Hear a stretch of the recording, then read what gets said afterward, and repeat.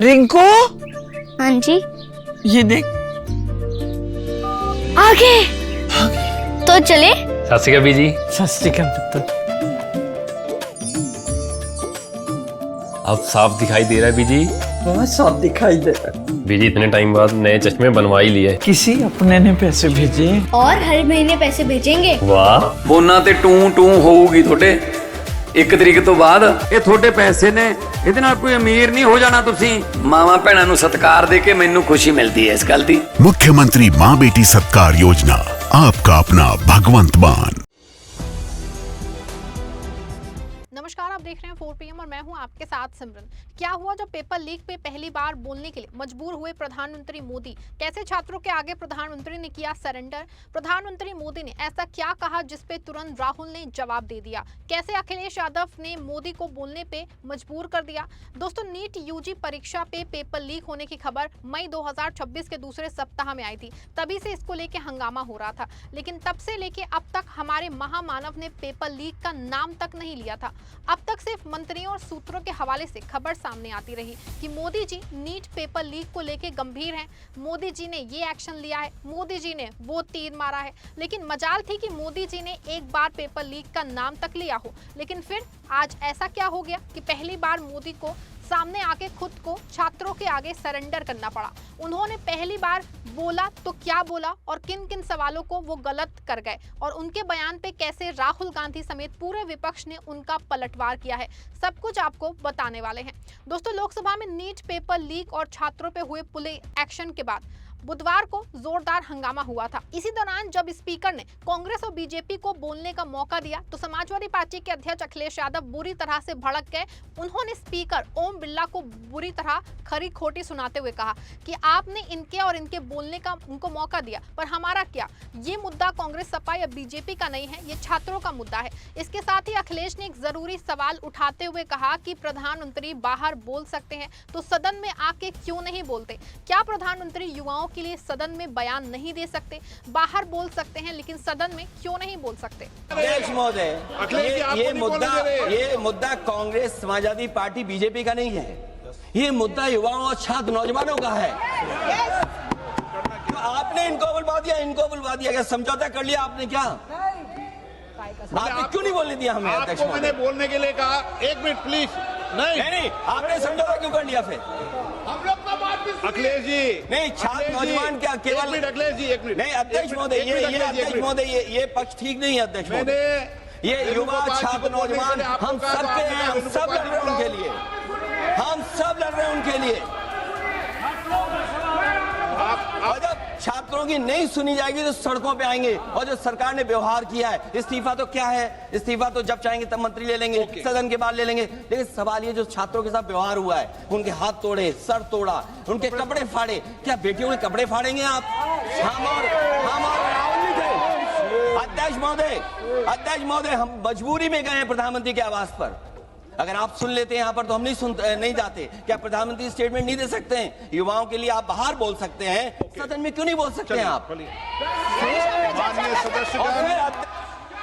अब देखिए, कल ही अखिलेश यादव ने सदन में सवाल उठाया था कि मोदी इस पे बयान क्यों नहीं देते, और आज ही देश की जनता को महामानव के मुंह से पहली बार पेपर लीक का शब्द सुनने का अवसर मिल गया। घटना के 2 महीने उसके ऊपर हो चुके हैं। इस बीच विपक्ष ने कितने प्रदर्शन किए, छात्रों ने कितने सवाल पूछे, 21 बच्चों से ज्यादा इसके चलते अपनी वो जान दे चुके हैं। कितने बच्चों ने देश भर में पुलिस की लाठियां खाई हैं, और अब जाके पहली बार प्रधानमंत्री मोदी ने पेपर लीक का नाम लिया है। और बोला भी तो क्या ही बोला, ना धर्मेंद्र प्रधान के इस्तीफे पे एक शब्द बोला, ना जान गंवाने वाले बच्चों का जिक्र किया, बल्कि फास्ट ट्रैक कोर्ट और सख्त सजा जैसे ऐसे शब्द फेंके जिसको लेके गोदी मीडिया बड़ी बड़ी हेडलाइंस बना रहा है। सुबह 9:07 पे प्रधानमंत्री मोदी एक्स पे पोस्ट करते हुए अंग्रेजी और हिंदी में लिखते हैं कि देश के युवाओं का हित और उनका भविष्य हमारी सर्वोच्च प्राथमिकता है। वो आगे लिखते हैं कि पेपर लीक के सभी मामलों में दोषियों को जल्द से जल्द कठोर दंड देने के लिए केस के त्वरित निस्तारण के लिए फास्ट ट्रैक कोर्ट का गठन किया जाएगा। इस संबंध में निर्देश दिए गए हैं कि संबंधित विभाग आवश्यक कार्रवाई सुनिश्चित करे। मोदी आगे कहते हैं कि विद्यार्थियों के हितों को सुरक्षित रखने के लिए सरकार द्वारा किए जा रहे निर्णयों की श्रृंखला में जो है ये एक महत्वपूर्ण कदम है। युवाओं के भविष्य के साथ खिलवाड़ करने वाले किसी भी व्यक्ति को बख्शा नहीं जाएगा। मतलब फिर वही बड़ी बड़ी वादे, लंबे लंबे लफाजी, लेकिन जवाबदेही का एक शब्द नहीं। धर्मेंद्र प्रधान पे एक शब्द नहीं, आत्महत्या करने वाले बच्चों पे एक शब्द नहीं, जिन छात्रों को पुलिस ने बेरहमी से पीटा उन पे एक शब्द नहीं। मतलब कि जिन सवालों को लेके छात्र सड़कों पे हैं उस पे एक शब्द नहीं। साहब ने 2 महीने तक पहले तो पेपर लीक पे बात ही नहीं की। उल्टा जब प्रदर्शन चल रहे थे तब धर्मेंद्र प्रधान को मोदी जन्मदिन की बधाई दे रहे थे, उनका योगदान गिना रहे थे। लेकिन अब जब जाके आखिरकार बोले भी तो एक काम की बात बोली ही नहीं है। इससे अच्छा तो ना ही बोलते तो वही ज्यादा अच्छा था। अब देखिए, इधर मोदी जी ने ट्वीट किया है और उधर उनके नेताओं मंत्रियों में ये बताने की होड़ लग गई कि देखिए मोदी जी कितने महान हैं। सबसे पहले गृह मंत्री अमित शाह ने लिखा कि युवाओं का हित और उनका उज्जवल भविष्य मोदी सरकार की सर्वोच्च प्राथमिकता भी है और संकल्प भी। प्रधानमंत्री जी द्वारा फास्ट ट्रैक कोर्ट्स के गठन से पेपर लीक के मामलों में दोषियों के खिलाफ त्वरित सुनवाई और कठोर कार्रवाई का निर्णय इसी का प्रतिबिंब है। सोचिए, इधर दिल्ली की सड़कों पे शाह के इशारों पे उनकी पुलिस देश के युवाओं को बेरहमी से पीट रही है। मोदी शाह के कहने पे उनकी गोदी मीडिया युवाओं को देशद्रोही बता रही है। देश की लड़कियों के कपड़े फाड़े जा रहे हैं और यहाँ मोदी और शाह युवा हित की बात कर रहे हैं। अब देखिए, जैसे ही मोदी ने पेपर लीक का नाम लिया पूरा विपक्ष उन पे टूट पड़ा है। सबसे पहले राहुल गांधी ने उनका जवाब देते हुए लिखा कि आपने ही हमारे युवाओं के भविष्य को सबसे ज्यादा नुकसान पहुंचाया है। राहुल ने आगे लिखा कि आपने ना सिर्फ हमारी एजुकेशन सिस्टम पे पूरा कब्जा होने और उसे बर्बाद होने दिया है, उसे बढ़ावा भी दिया है और इसके जिम्मेदार हर व्यक्ति को संरक्षण दिया है। राहुल ने आगे दोस्तों ये भी कहा कि छात्रों की डिमांड याद दिलाते हुए उन्होंने लिखा कि छात्रों की मांगे साफ है। पहला, धर्मेंद्र प्रधान अपने पद से इस्तीफा दें। दूसरा, छात्रों से माफी मांगे। तीसरा, छात्रों के साथ हिंसा करने वालों के खिलाफ कार्रवाई करें। वहीं कॉकरोच जनता पार्टी के संस्थापक अभिजीत दीपके ने इसको लेकर शिक्षा मंत्री पे ना बोलने के लिए मोदी जी पे तंज कसते हुए धर्मेंद्र प्रधान की एक फोटो शेयर की है जिसपे लिखा है, hi my name is nothing. इसके अलावा आप सांसद संजय सिंह ने इसको लेके लिखा है, जो गब्बर सिंह इतने दिनों से युवाओं की मांगों पे धृतराष्ट्र बना था, उस गब्बर सिंह का ट्वीट आया है, पेपर चोर जल्दी पकड़े जाएंगे। भैया गब्बर सिंह, आपने 2024 में नीट के पेपर चोरों को पकड़ा था। सीबीआई ने समय पे चार्जशीट ही नहीं दाखिल की और सारे पेपर चोर छूट गए। क्या गब्बर सिंह के नए ज्ञान पे आपको भरोसा है? अब देखिए, एक तरफ जहां मोदी दावा कर रहे हैं दोस्तों कि वो अपराध करने वालों को बख्शेंगे नहीं, वहीं विपक्ष धर्मेंद्र प्रधान के इस्तीफे पे अड़ा हुआ है। एक तरफ जहां समूचा विपक्ष सदन के बाहर धर्मेंद्र प्रधान के इस्तीफे को लेकर संसद के बाहर प्रदर्शन कर रहा है, तो वहीं कांग्रेस अध्यक्ष और राज्यसभा में नेता प्रतिपक्ष मल्लिकार्जुन खड़गे ने आज सदन में साफ कहा कि आज पीएम मोदी का जो बयान आया है वो इंस्टिगेटिव है। शिक्षा मंत्री धर्मेंद्र प्रधान को इस्तीफा देना ही होगा। जो आज प्राइम मिनिस्टर का बयान हुआ है, ये इन्वेस्टिगेटिव बयान है और दूसरा जो है एजुकेशन मिनिस्टर का इस्तीफा होना चाहिए। चर्चा करने के लिए चर्चा से चर्चा के लिए। अब देखिए, एक तरफ जहां धर्मेंद्र प्रधान के इस्तीफे को लेकर सदन के अंदर और बाहर हंगामा मचा है, वहीं आप संयोजक अरविंद केजरीवाल ने वीडियो जारी करते हुए प्रधानमंत्री के बयान पे अपनी टिप्पणी की है। उन्होंने प्रधानमंत्री के बयान को लेकर क्या कुछ कहा, एक बार आपको भी सुनना चाहिए। नमस्कार आप सबको। अभी प्रधानमंत्री जी ने एक ट्वीट किया है। ट्वीट करके उन्होंने कहा है कि पेपर लीक मामलों पे सजा दिलवाने के लिए फास्ट ट्रैक कोर्ट बनाए जाएंगे।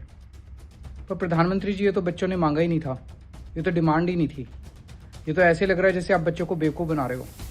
फास्ट ट्रैक कोर्ट तो इस देश में बहुत बने हुए हैं, रेप केसेस के लिए बने हुए हैं, पॉक्सो के लिए बने हुए हैं और किस्म के मुद्दों के ऊपर फास्ट ट्रैक कोर्ट बने हुए हैं।